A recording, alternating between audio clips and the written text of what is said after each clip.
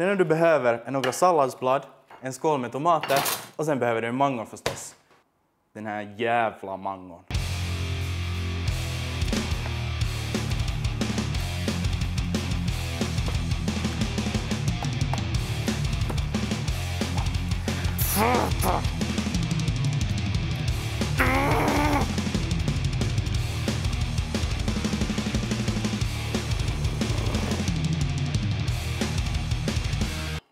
Ser det här ut som mysigt fredagssex? Nej, det ser mer ut som ett äckligt lördagknull.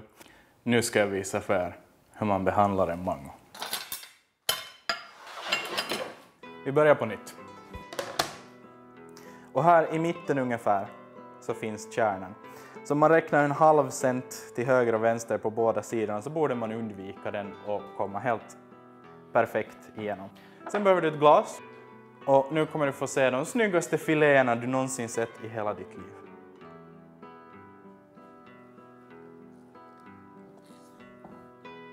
Så, och 2. Du kan göra det här med avokado också, men jag skulle inte rekommendera. Kör du snygga bitar och sätter dem på sallad. Svårare än det är det inte.